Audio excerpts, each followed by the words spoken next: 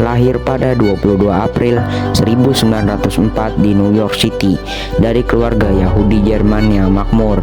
Ayahnya, Julius Seligman Oppenheimer, seorang pedagang tekstil. Ibunya, Ella Friedman, seorang pelukis. Dalam rumah yang penuh dengan seni dan buku, Oppenheimer kecil tumbuh dengan keingintahuan yang tak pernah padam. Ia menempuh pendidikan di Ethical Culture Western School, sebuah sekolah yang menekankan nilai moral dan tanggung jawab sosial, nilai yang kelak akan membayangi seluruh hidupnya. Setelah itu, ia belajar di Harvard University dan lulus dengan predikat cum laude pada 1925.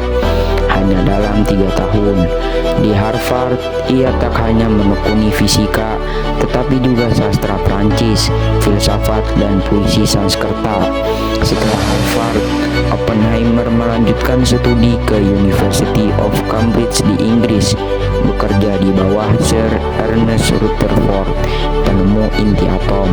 Ia kemudian pindah ke University of Göttingen di Jerman, di mana ia belajar di bawah Max Born, dan pada 1927 di usia 23 tahun ia meraih gelar doktor. Di sana ia bergaul dengan para raksasa fisika Werner Heisenberg, Niels Bohr, dan Paul Dirac.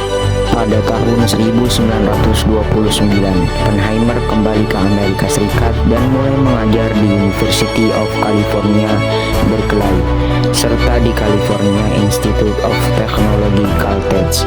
Ia menjadi sosok guru yang karismatik, jenius, tajam, dan puitis dalam menjelaskan alam semesta. Namun takdir menuntunnya ke peran yang lebih besar dari sekadar guru atau ilmuwan.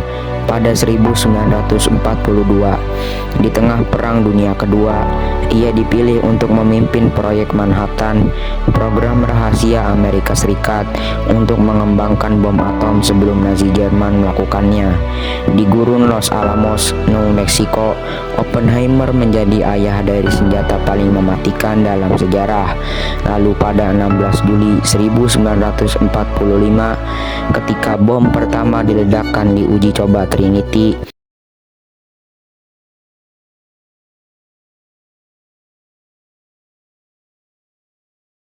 langit pecah oleh cahaya yang tak pernah dilihat manusia sebelumnya.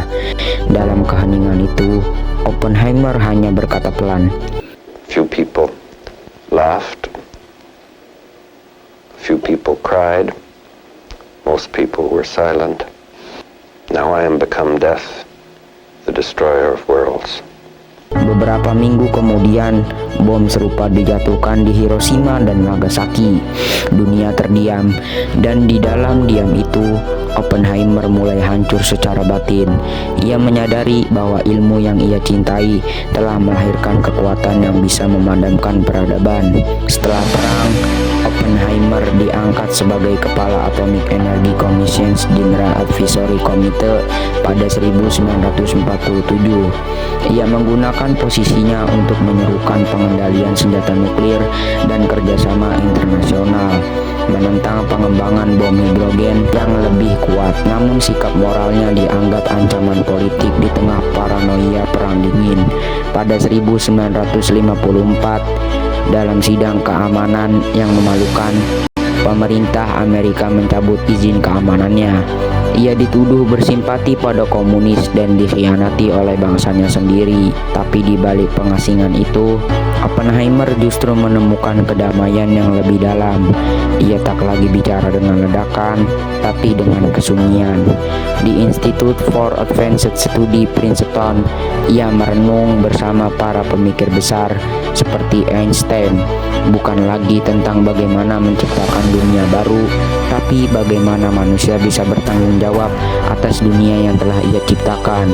Ia berkata dalam salah satu pidatonya, Long ago I said once that in a crude sense, which no vulgarity and no humor could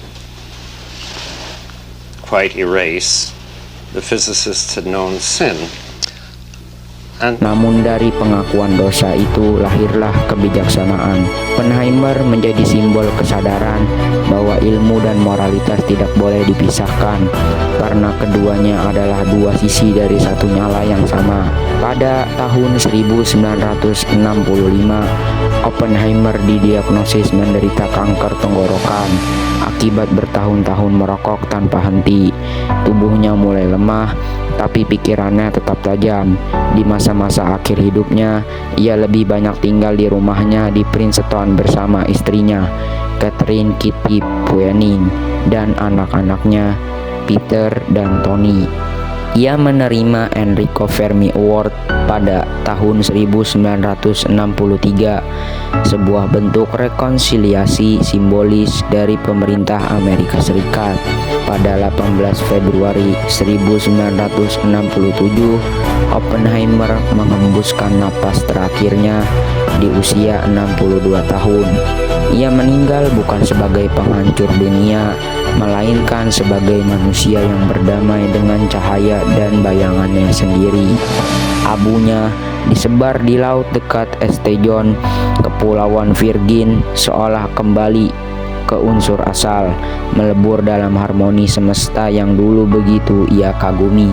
Oppenheimer mengajarkan kita bahwa pengetahuan adalah api. Ia bisa menerangi atau membakar, namun manusia selalu punya pilihan bagaimana menyalakannya.